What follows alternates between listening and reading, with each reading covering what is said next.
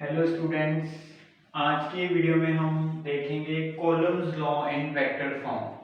एक अलग से हमने वीडियो बनाई थी कॉलम्स लॉ, बट उसमें क्या था, हमने बात की थी only magnitude of force. Means दो चार्ज एक दूसरे के ऊपर फोर्स लगा रहे हैं, उस फोर्स का मैग्नीट्यूड कितना है। बट हमने देखा है कि फोर्स जो है, फोर्स एक वेक्टर क्वांटिटी है, तो उसकी कोई ना कोई डायरेक्शन भी होगी। तो columns law in vector form की सिग्निफिकेंस क्या है, हमें ये बताता है कि उस फोर्स की डायरेक्शन के बारे में। तो हम लिख सकते हैं सिग्निफिकेंस क्या है, कि सिग्निफिकेंस ऑफ कॉलम्स लॉ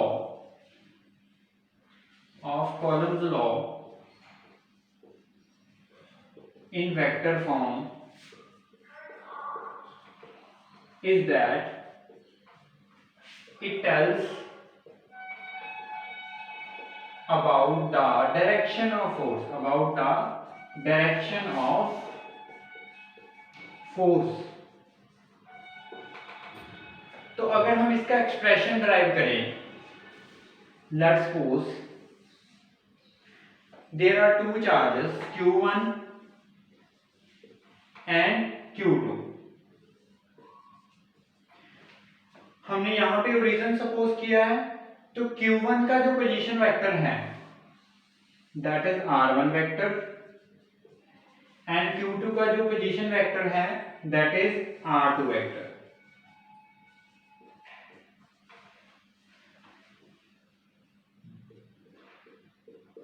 और अगर हम Q1 से Q2 पे जाएं, तो हम उसको लिख सकते हैं R12।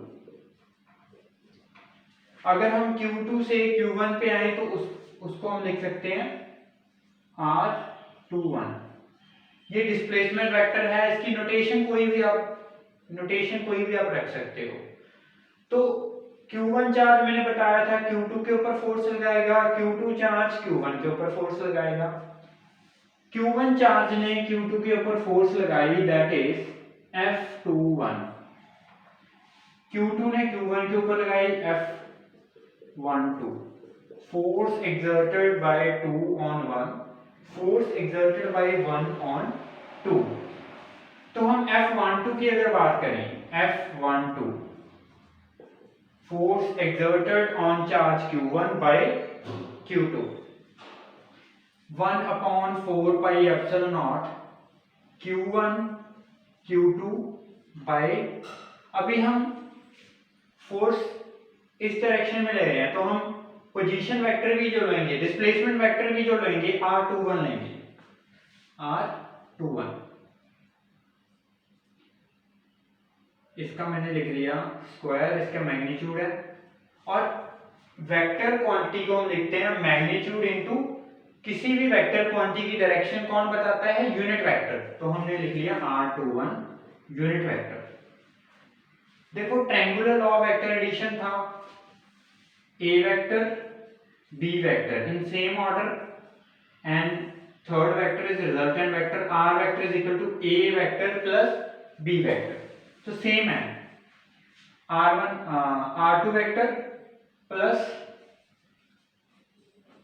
R21 vector is equal to R1 vector. तो हम R21 को लिख सकते हैं R1 vector minus R2 vector. तो हम लिख सकते हैं F12 is equal to 1 upon 4 pi epsilon naught Q1 Q2। R21 को हम लिख सकते हैं R1 vector minus R2 vector, उसका मैग्नीट्यूड है और मैग्नीट्यूड का स्क्वायर है। यूनिट वेक्टर को हम किसी भी वेक्टर का अगर यूनिट वेक्टर लिखते हैं, मान लो A वेक्टर है, उसका यूनिट वेक्टर लिखते हैं तो वेक्टर अपॉन इट्स मैग्नीट्यूड, अगर मैं R21 को पहले तो यहाँ ऐसे लिख लेता हूं R1 vector minus R2 vector, उसका यूनिट वेक्टर।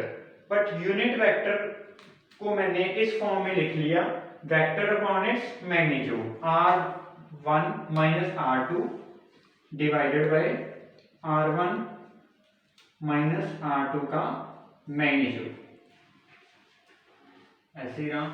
तो F12 बन गया is equal to 1/4 pi epsilon naught Q1 Q2 by R1 vector minus R2 vector का मैग्नीट्यूड का स्क्वायर, और एक मैग्नीट्यूड यहाँ पे है तो ये बन गया मैग्नीट्यूड का क्यूब, और R1 vector minus R2 vector. तो सिमिलरली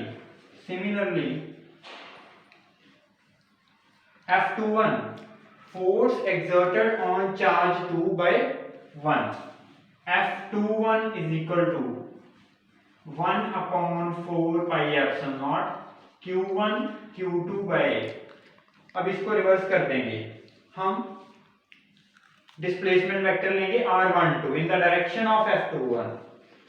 नोटेशन बुक में कोई इसको R21 लिख सकते हैं, हमने इसको R12 लिखा है, नोटेशन कोई भी हो सकती है।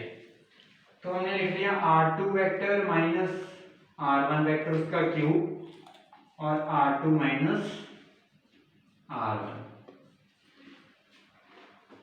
These forces are equal and opposite। Columns law जब हमने किया था तो हमने बताया था कि फोर्स का मैग्नीट्यूड इक्वल है बट डायरेक्शन ऑपोजिट है। F12 जो फोर्स है equal and opposite of F21 but their magnitude is same। Magnitude of these forces is same। So this is all about Coulomb's law in vector form। Mainly हमने जो basic formula है वो same है but हमने उसको उसकी जो direction है उसको हमने उसके फोर्स के साथ मल्टीप्लाई करके पूरी फोर्स को वेक्टर फॉर्म में लिख लिया।